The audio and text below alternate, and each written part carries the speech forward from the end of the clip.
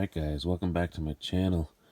So it is October 14th and I am at the end of my growing season, at least for outdoors.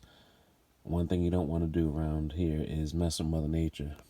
We already had a couple of days where the temperatures dropped into the low 30s, and that's bad news for hot pepper plants. So I chose two plants that I wanted to bring inside to be overwintered that I thought were probably my biggest producers, or had the potential to be the biggest producers.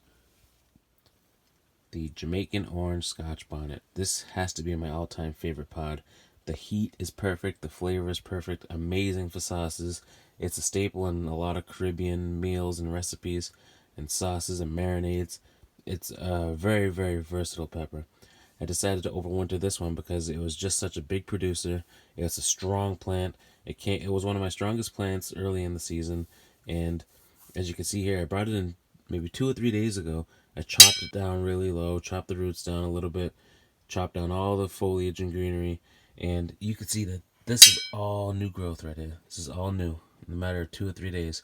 This just shows how strong that this plant is, and I'm hoping that I can repot this out at the start of next season, and it'll start to produce for me even more next year. The Kangstar Lemon Starburst.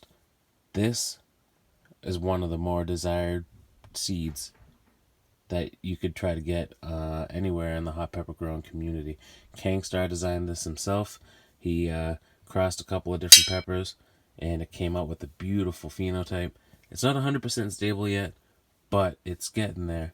And when these things are producing the way they're supposed to, it makes one of the most beautiful looking pods that I've ever seen. And it's usually hit or miss with the seeds. You either get misshapen pods or you get the perfect desired pod. And this is definitely one of them. This is why I wanted to bring it in, because I wanted to keep producing next year, so I'm not playing Russian roulette with which seed is going to produce the right desired pod. This is a pepper in a can challenge, kind of a knockoff version of the one that's on Facebook, but this one is run in the pepper lovers community.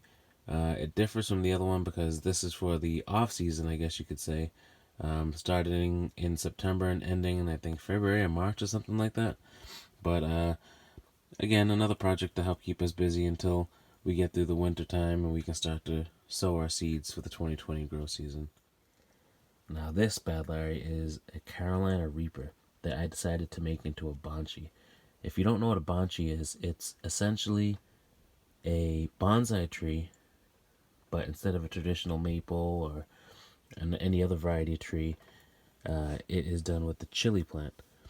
And when I was digging up my plants out in my raised beds, I noticed these roots, and I just had to make it into a banshee because they look so unique.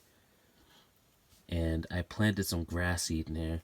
I know a lot of bonsai connoisseurs or banshee connoisseurs say to use moss to make it look similar to grass, but I'm a lawn guy, and I'm going to plant some grass seed, and I'm going to be mowing the grass with some scissors. So we'll see how this goes. Alright guys, this is basically my winter projects over the next couple of months. I probably won't be sowing my seeds for next year until late January, maybe mid-February, depending on how the weather looks and what we're projecting to get. I'm sad that the season is over, but I'm glad you guys stuck it out with me. I hope you like, comment, and subscribe. And I'll be uploading videos occasionally, not as frequently, but can't wait to get 2020 grow season underway.